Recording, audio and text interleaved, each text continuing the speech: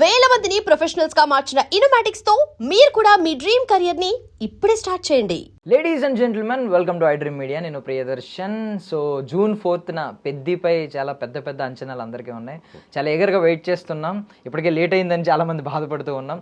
So Peddi నుండి ఒక పెద్ద మనిషి, ఒక సంఘానికి పెద్ద మనతో పాటు ఉన్నారనమాట, సత్యనారాయణ వడ్డాది. సో ఆయన చాలా సినిమాల్లో ఇంతకుముందు గతంలో మనకు కనిపించారు. ఇక్కడ నుంచి ఆయన లైనప్ తెలుసుకుంటే నాకే గూస్ బంప్స్ వస్తున్నాయి అనమాట. మంచి ప్రాజెక్టులు ఆయన చేతిలో ఉన్నాయి. ఆయన ఒకసారి నిజంగానే ఇక్కడ నుంచి పెద్ద అవ్వబోతున్నారనమాట ఇండస్ట్రీలో, నాకు అనిపిస్తుంది. ఒకసారి ఇప్పుడు మాట్లాడదాం పెద్ది గురించి. High sir. హై అండి. బాగున్నారు sir? Yeah, first of all congratulations sir. అంటే మీ లైనప్ చూస్తే నాకు లిటరల్లీ కనిపిస్తుంది, మంచి ఫ్యూచర్ కనిపిస్తుంది.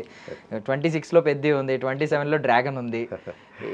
ఏమో అంటే ఇంతంత మంచి ప్రాజెక్టులు పడడం అనేది నిజంగా.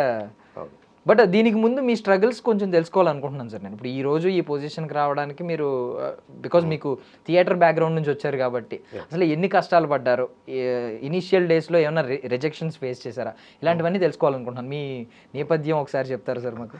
ఏం లేదండి, నేను నాటక రంగం నుంచి వచ్చాను కదా. అంటే నేను రిజెక్ట్ అన్నది నాకు ఇప్పటివరకు లేదు సార్.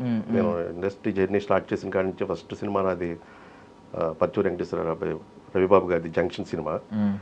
అక్కడి నుంచి మహాత్మా, రంగాజీ దొంగ, బిమిలి, కబడ్డీ జట్టు, అట్లాగా నేను 2008 నుంచి అట్లా చేసుకుంటూ వచ్చాను.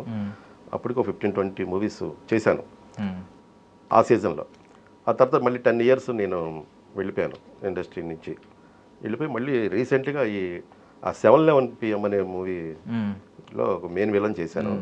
అది విజయవాడలోనే ఒక NRI అతను డైరెక్టరు చైతన్య గారని. అతను ఆ సినిమా చేసిన తర్వాత పోస్ట్ ప్రొడక్షన్ పని మీద డబ్బింగ్ ఆ ప్రాసెస్లో హైదరాబాద్ వచ్చాను. వచ్చి ఈ పాత పరిచయాలు 2009 ఉన్న పరిచయాలతోటి ఉమాశంకర్ అని చెప్పేసి మేనేజర్తో ఒకసారి ఊని కండక్ట్ అవుతాం, చాలా అయింది హైదరాబాద్ వచ్చని చెప్పి కాల్ చేశాను. అదే టైంలో నా లక్ నిజంగా గాడ్ గ్రేస్ ఏంటంటే, తగ్జాది సినిమాకి ఆయన వర్క్ చేస్తున్నారు ఉమాశంకర్ గారు. ఇలా కాల్ చేయగానే, సత్యనారాయణ గారు ఎక్కడున్నారండి మీరు ఇప్పుడు ఇన్నాళ్ళు, ఒకసారి మీరు అర్జెంటుగా శివ నిర్వాణ గారి ఆఫీసు నాని గారి సినిమా చేస్తున్నాను, ఒకసారి మీరు రండి అంటే నేను వెళ్ళటం జరిగింది. శివ నిర్వాణ గారు చూడంగానే, మా జీవగారులాగా ఉన్నారండి మీరు అని చెప్పి ఆయన బాగా నన్ను ఓన్ చేసుకొని వచ్చిన ఆడిషన్ ఇవ్వండి సార్ అంటే చేశాను. అట్లా ఆ సినిమాలో వేషం వచ్చింది. ఆ టగ్జది చేసిన వేళ విశేషం, సార్ని శివ నిర్వాణ కలవటం ఈ రోజు వరకు స్టిల్లో ఖాళీ లేదు, రెండవతోనే ఉంది.